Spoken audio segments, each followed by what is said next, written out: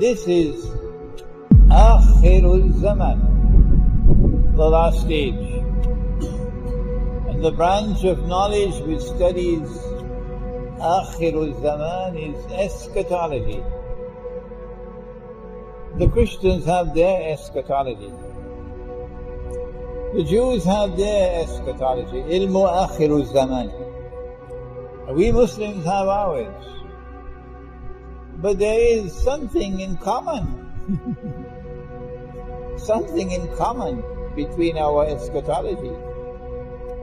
And that is that we are now located on the brink of great war. Like when mankind has never experienced war before. The Christians call it Armageddon. The Prophet ﷺ called it the malhamah. Most of mankind will die in the malhamah. The malhamah will be fought between the two powers which are confronting each other in the world today. On the one hand, you have the world of Gog and Magog, the Anglo-American, Judeo-Christian, Zionist alliance, which have NATO as their military arm, and which had tried to capture Russia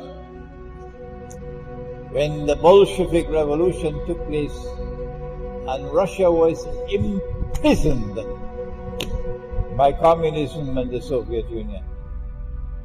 So Gog and Magog even took control of Russia, which is Rome.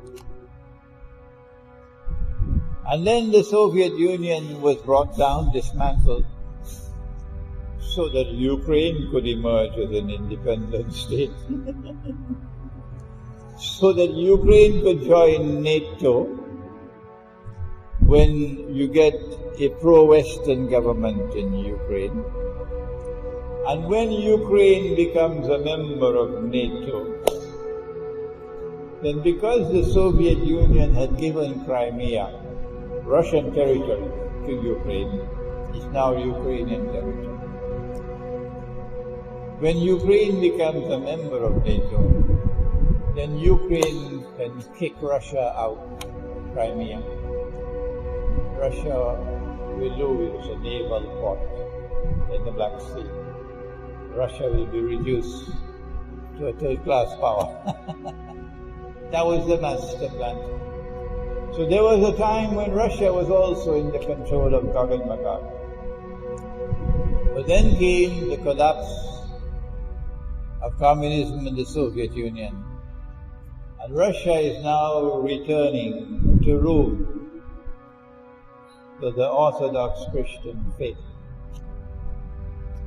And the conflict is between the Zionist world, NATO, who are armed to the teeth with nuclear weapons, and Russia and her allies, who also have nuclear weapons. The war is coming because they didn't like the licks that they got in Crimea. It was a humiliating defeat for them in Crimea. And they're being defeated again in Ukraine. The writing is on the wall that Russia is winning the battle in Ukraine. So it is now certain that we're going to end up with the malhamah, exactly as prophesied by Prophet Muhammad. This is eschatology, ilmu akhir zaman. And when that war takes place with thousands of nuclear weapons being used, most of mankind will die. But that won't be by accident, because Allah said, I'll wage war on you if you are consuming riba. You're living in a world of riba, and nobody lifts even a little finger about it. You have biryani for dinner and you go back home and sleep. Who cares about Allah's law? Who cares about Allah's law in which He prohibited riba? He told us in the Quran, He's going to destroy us all. He told us that in the Quran. In Surah Al-Isra or Surah Bani Israel, the surah has two names. He says, بَعْدَ أَعُوذُ بِاللَّهِ مِنَ الشَّيْطَانِ الرَّجِيمِ وَإِن مِّن قَرْيَةٍ إِلَّا نَحْنُ مُهْلِكُوهَا قَبْلَ يَوْمِ الْقِيَامَةِ أَوْ مُعَذِّبُوهَا عَذَابًا شَدِيدًا كَانَ ذَلِكَ فِي الْكِتَابِ مَسْطُورًا. And we're going to destroy them all, says Allah. Destroy them all the towns and cities. That's where the banks are, not in kampung. And those which are not destroyed will punish with terrible punishment. It is something inscribed in the kitab. So most of mankind will die, but most of mankind deserve to die. Oh yes. So the Muslim youth asks, Sheikh, what should I do? What should I? Answer, you're lucky to be young. You are lucky to be young. Because in the Quran, Allah gives us one surah, which is the surah par excellence of ilmu akhir zaman, Surah Al-Kahf. And in Surah Al-Kahf, it is the youth. إِنَّهُمْ فِتْيَةٌ آمَنُوا بِرَبِّهِمْ وَزِدْنَاهُمْ هُدًى. Young people. They didn't join the bandwagon of the glamorous world. They stood up with courage, with backbones made of steel. They stood up to confront the godless world, the world of Dajjal, the world of riba. And when that world targeted them, as they will target you, what did they do? They didn't cut any corners. They didn't compromise. They didn't seek to make a deal. وَإِذِ اعْتَزَلْتُمُوهُمْ وَمَا يَعْبُدُونَ إِلَّا اللَّهَ فَأْوُوا إِلَى الْكَهْفِ يَنشُرْ لَكُمْ رَبُّكُمْ مِنْ رَحْمَتِهِ وَيُحَيِّي لَكُمْ مِنْ أَمْرِكُمْ مِرْفَقًا. They fled to the king. We give up our job. We give up our home. We give up our town, our city. We give up everything, but we're not going to give up Islam. Only a young man can talk like that. When people grow old, it becomes more difficult for them. It's the young ones who can talk like that.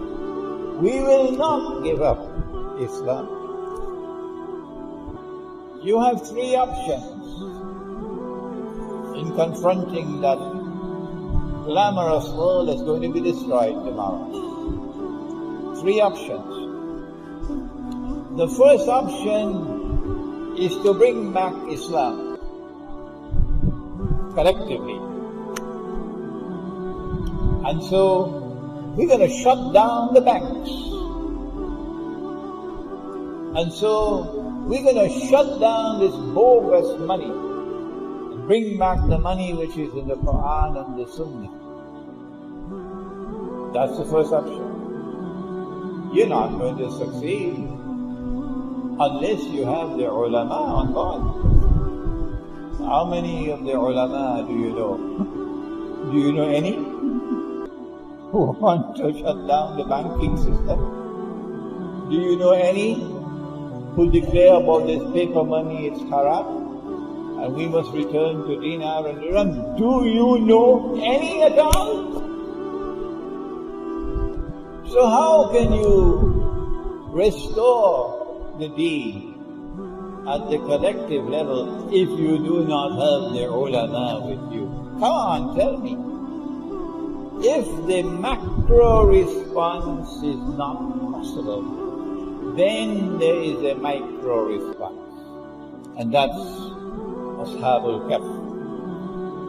You withdraw from Dajjal's wall. You get out of his grip. In Kampung, in the remote countryside, and you build micro-Islam. You build a kampung, a village, in which you will have a market, and in that market you use only halal.